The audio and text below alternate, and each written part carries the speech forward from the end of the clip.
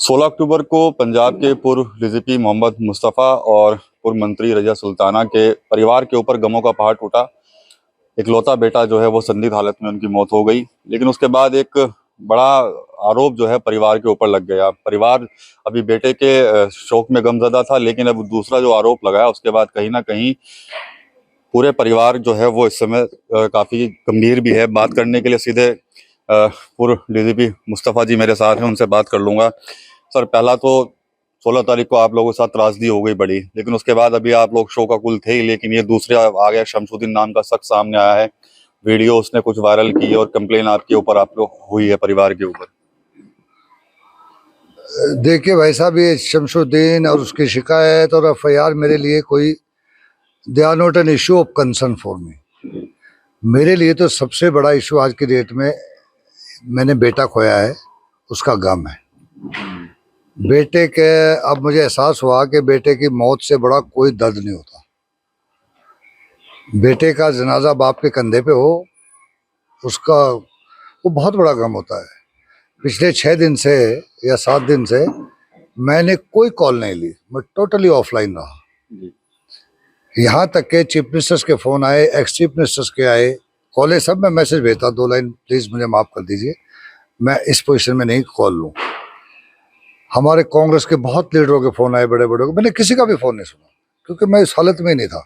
मेरे अंदर का बाप मेरे ऊपर छाया हुआ था। लेकिन आज जब ये हरकत हुई, मुझे पता है ये हुआ है, I am aware of everything.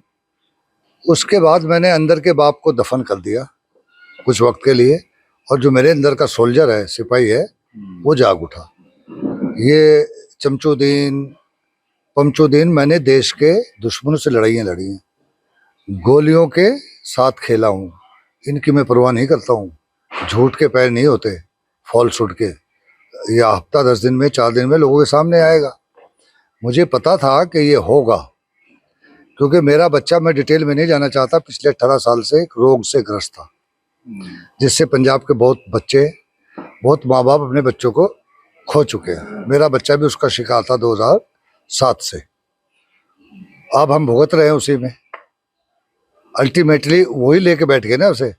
बहुत सारे इंसिडेंट हुए, कितने, ये पुलिस को पता है, सबको पता है, कितनी बार थानों में, कितनी बार क्या क्या हुआ। मुझ तब से बस मैं ये मिला के कहूँगा कि आखिर में 2024 में एक ऐसी चीज़ उसने कंज्यूम की, आइस जिसे कहते हुए, साइकोटिक हो गया। फिर पीजीआई में कंसल्टेशन लिया गया, फिर जेर इलाज थे वो पंचकुला के प्राइवेट हॉस्पिटल में, पीस ऑफ माइंड हॉस्पिटल है। साइकोटिक क्या होता है आपको बता देता हूँ। आपने सुना होगा स्किज़ोफ्रेनिक, स्किज़ोफ्रेनिक बहुत सुना होगा ना। स्किज़ोफ्रेनिक ये होता है, जो चीज़ नहीं होती वो दिखती है, जो चीज़ नहीं बोली जा रही वो सुनती है, जो हकीकत नहीं वो आपको सच लगता है। ये साइकोटिक होता है। हमने बच्चे को दवाई दी, 1 आध 2 महीने ली उसने। उस वक्त वो सेंटर में था, रिहेबिलिटेशन सेंटर में, वो ज़बरदस्ती देते थे, तो 10-15% इम्प्रूवमेंट था। फिर माँ का बाप का दिल होता है, सेंटर से बाहर ले आए, फिर उसने दवाई लेनी बंद कर दी। इसी हालत में उस बच्चे ने ये वीडियो बनाया। उसकी माँ और उसकी बहन उस दिन दिल्ली थे, 27 अगस्त को, किसी मीटिंग में, सियासी मीटिंग में, मैं मलेरकोटले में था। बच्चे ने बना के उस हालत में, दिमागी उस स्टेट ऑफ माइंड में ये अपलोड की। उसके बाद उसने डाउनलोड कर दी। बीच में हमारे यार दोस्त बहुत हैं, चाहने वाले, शमसुद्दीन जैसे, उन्होंने वो डाउनलोड कर लिया। फिर ये हादसा हो गया 16 तारीख को, जब हम लोगों ने देखा कि 16 की शाम को मैं और मेरी वाइफ डिनर कर रहे थे, मेरी बेटी मेरी बहू के साथ, बच्चों के साथ बैठे थे। तो हमने देखा आखिर आज क्यों नहीं उठ जाता था शाम के टाइम, वो बहुत दिन रात भर बच्चा जागता था। तो 8:30 बजे डिनर की टेबल से उठे। हमारा कमरा आमने सामने है, इधर मेरा, इधर अखिल का है, बीच में बहुत बड़ी लॉबी है, ऊपर फर्स्ट फ्लोर पे। तो मुझे तो था ये कि मेरे घर में तो 18 साल से चल रहा है, ऐसे ही उठाते हैं ऐसे। मैं अपने कमरे में जाके कुछ करने लगा। इधर ये मेरी बेटी और मेरी वाइफ उसको आवाज़ें देने लगी, दरवाज़ा पीटने लगी।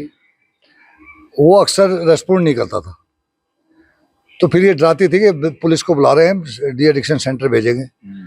ये मैं 14 को दिल्ली से आया, और मेरी बेटी, मेरी वाइफ ने बताया कि ये अब ब्यूपिनॉर्फिन ओवर कर रहा है और खाना भी नहीं खा रहा है।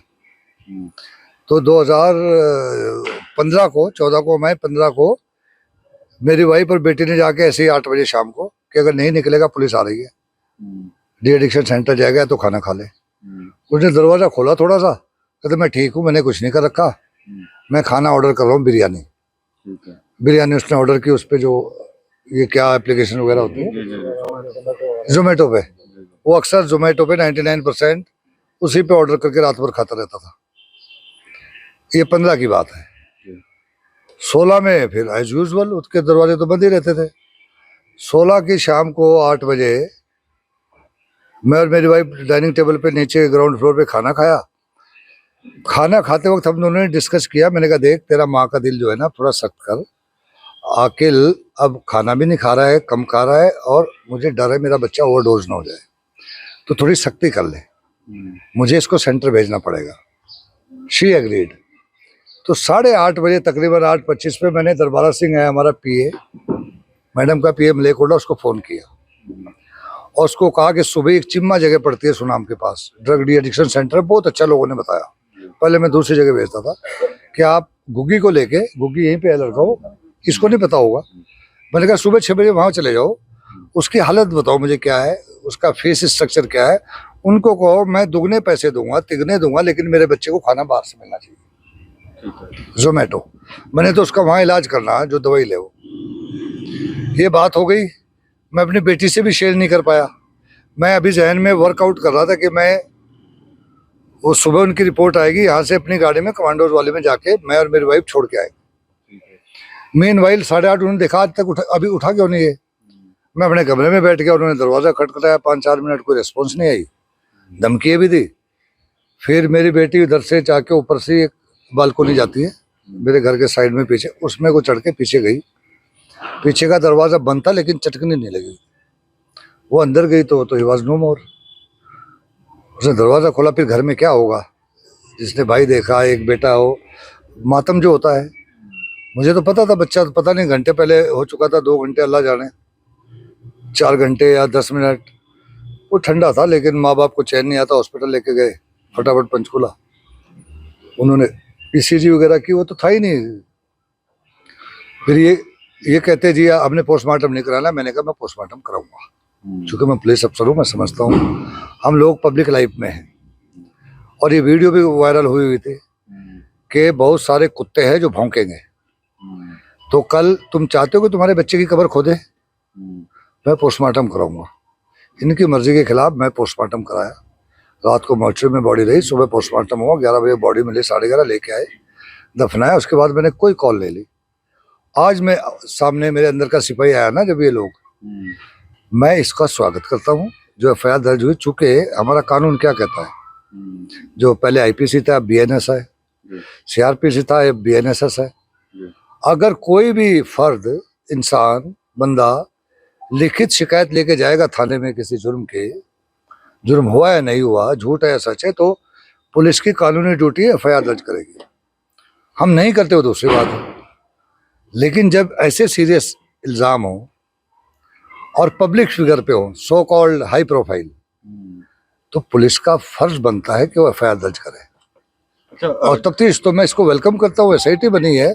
और भी अच्छी बात यह है कि पंजाब में नहीं है, नहीं तो एक इल्ज़ाम लगना था कि पंजाब पुलिस तो मुस्तफा के दबाव में आ गई है ना, शासन में हम लोग। तो राजनीतिक साजिश तो नहीं है सर इसके पीछे कोई? 1000%। ये जो चमचुद्दीन है, इसने 2 क्लेम किए कि मैं उनका पड़ोसी हूँ। आप उससे पूछे, मेरा घर जंगल में है, मलेरकोटले से 2 किलोमीटर बाहर है, मलेरकोटला कॉन्स्टिट्यूंसी का हिस्सा नहीं है, अमरगढ़ हल्के में पड़ता है, तो मेरा पड़ोसी तो कोई भी नहीं है, मैं तो जंगल में रहता हूँ, ये मेरा पड़ोसी कहाँ से आ गया। उसने, मैंने सुना ये भी कहा मैं वो हमारा रिश्तेदार है, मैं 45 साल से मलेरकोटले में हूँ, या मेरी फैमिली कभी उसकी शक्ल देखी? मेरे पास 18 या 19 में जब हमारी सरकार थी, मेरे 3-4 चाहने वालों को, सपोर्टर्स को लेके आया था हाथ बांध के मेरे दफ्तर में, ह्यूमन राइट्स कमीशन में। इस पे बैंक फ्रॉड का एक केस हुआ था, उसमें मदद मांगने मैंने कहा था, मैं चूँकि वसूलों के लिए मैं बड़े बड़े हस्तियों से टक्कर लेता हूँ, तो मैं अपने कबर्ड्स में स्केलेटन नहीं रखता। मैंने कहा मेरे बस की बात नहीं, मैं इस काम में मदद नहीं कर पाऊंगा आपकी। ये जो हमारा एमएलए है सिटिंग, उसका पीए है।